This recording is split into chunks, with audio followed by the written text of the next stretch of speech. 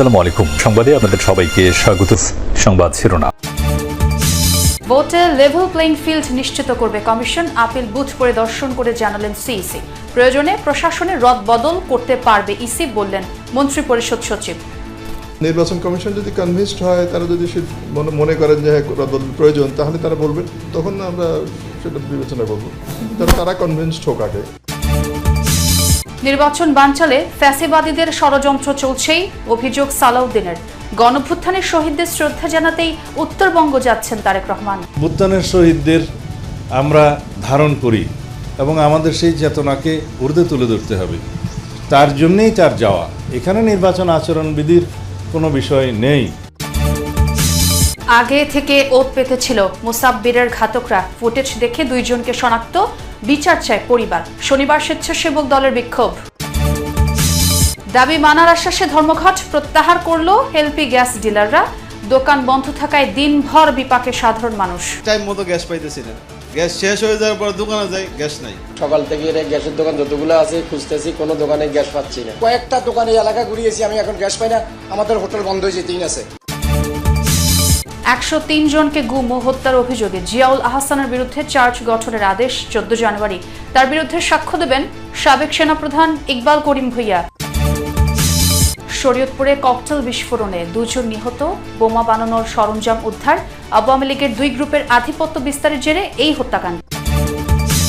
মার্কিন visa bond তালিকায় নাম ওঠায় অন্যান্য দেশেও জটিলতায় পড়তে পারে বাংলাদেশিরা। কিছুই করার নেই সরকারের।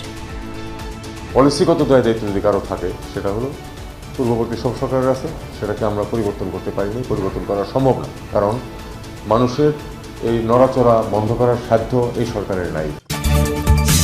মনোনয়নপত্র বাছাইয়ে ইনসাফ পাবেন আপিলকারীরা, জানিয়েছেন CEC AMM Nasir Uddin.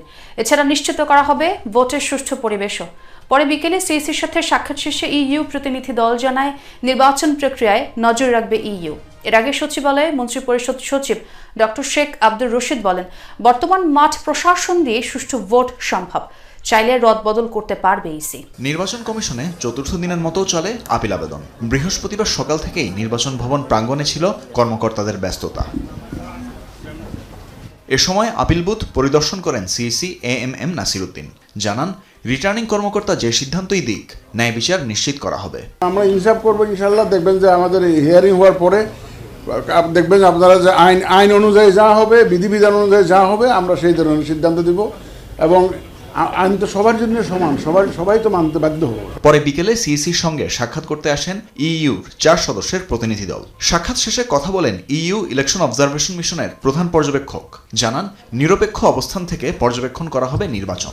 We are really here to observe in a non-partisan way how this electoral process is being conducted, because Bangladesh is really a very important partner for the European Union. এর আগে দুপুরে সচিবালয়ে কথা বলেন মন্ত্রী পরিষদ সচিব। সুষ্ঠু নির্বাচনের জন্য বর্তমান মাঠ প্রশাসনই যথেষ্ট বলে মন্তব্য করেন তিনি। নির্বাচন কমিশন যদি কনভিন্সড হয়, তারা যদি মনে করেন যে রদবদল প্রয়োজন, তাহলে তারা বলবেন, তখন আমরা সেটা বিবেচনা করব, সেইভাবে ব্যবস্থা নেব। সেটা আমরা অনার করার চেষ্টা করব।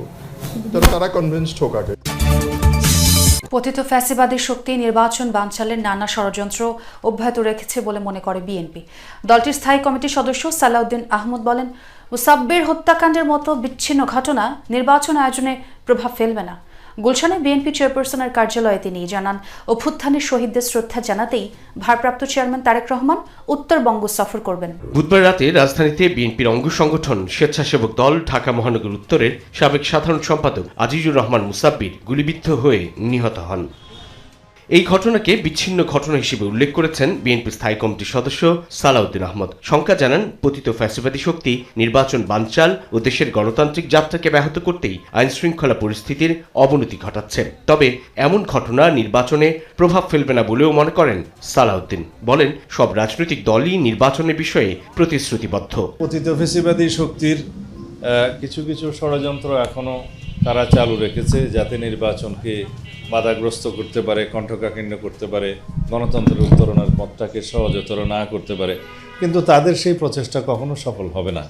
এদেশের মানুষ প্রতিজ্ঞাবদ্ধ এবং অঙ্গীকারাবদ্ধ গণতন্ত্রে তারা ফিরবেই এবং একটি সুষ্ঠু নিরপেক্ষ অবাধ নির্বাচনের জন্য আমরা সবাই অপেক্ষা করছি, সারা জাতি অপেক্ষমান। শুটাররা আগে থেকেই ওত পেতেছিল। সুযোগ বুঝে স্বেচ্ছাসেবক দল নেতা মোসাব্বিরকে এলো পাতারে গুলি করে পালিয়ে যায় তারা। সন্দেহভাজন দুইজনকে শনাক্তের চেষ্টা করছে পুলিশ।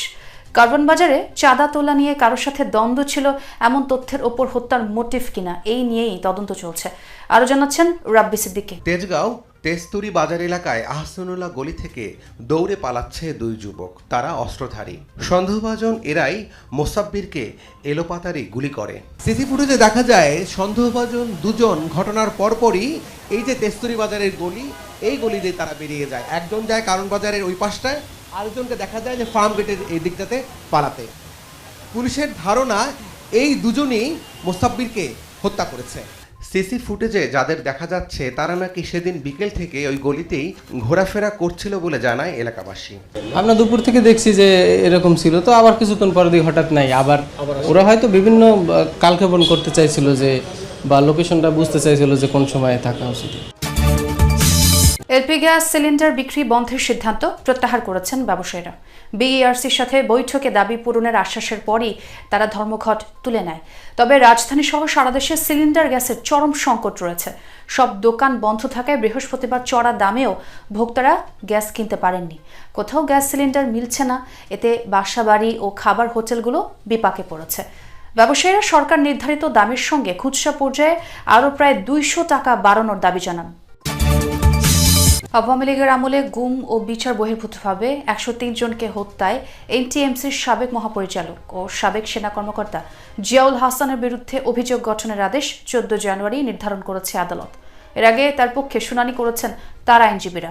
গত রোববার অভিযোগ গঠনের শুনানি শেষ করে বিচার শুরুর আবেদন জানায় প্রসিকিউশন, যেখানে গুমের পর গাজীপুর, বরগুনার পাথরঘাটার চরদুয়ানি ও সুন্দরবনে জলদস্যু দমনের কথিত অপারেশনের নাটক সাজিয়ে মোট 103 জনকে হত্যার অভিযোগ আনা হয়। আর শুনানি শেষে চিফ প্রসিকিউটর বলেন, জিয়াউল আহসানের বিরুদ্ধে সাক্ষ্য দেবেন সাবেক সেনাপ্রধান জেনারেল অবসরপ্রাপ্ত ইকবাল করিম ভূঁইয়া। এদিকে মানবতা বিরোধী অপরাধের মামলায় সাবেক মন্ত্রী দীপু মনি সহ 13 আসামির বিরুদ্ধে তদন্ত প্রতিবেদন দিতে 3 মাস সময় বেঁধে দিয়েছেন ট্রাইব্যুনাল। ফৌজদারি অপরাধ যখনই করা হোক না কেন 100 বছর পরেও তার বিচার হতে পারে, সুতরাং 15 বছর পরে বিচার কেন করা হচ্ছে বা ইত্যাদি, এই প্রশ্নটা আসলে অবান্তর। এবং এটার আরেকটি গুরুত্বপূর্ণ অ্যাঙ্গেল রয়েছে যেটা চিফ প্রসিকিউটর আদালতে ক্লিয়ার করেছেন, যে 15 বছর পরে বিচার হচ্ছে কারণ এর মধ্যে জুলাই সংঘটিত হয়েছে। সরকারের পক্ষ থেকে, স্বরাষ্ট্র মন্ত্রণালয় থেকে সিদ্ধান্ত হয়েছিল এবং এটা কমব্যাট অপারেশন হয়েছিল। এই ঘটনার প্রেক্ষিতে আজকে এই যে superior responsibility or any other tribunal act attract করে কোনো মামলা চলতে পারে না বলে আমি দাবি করেছি।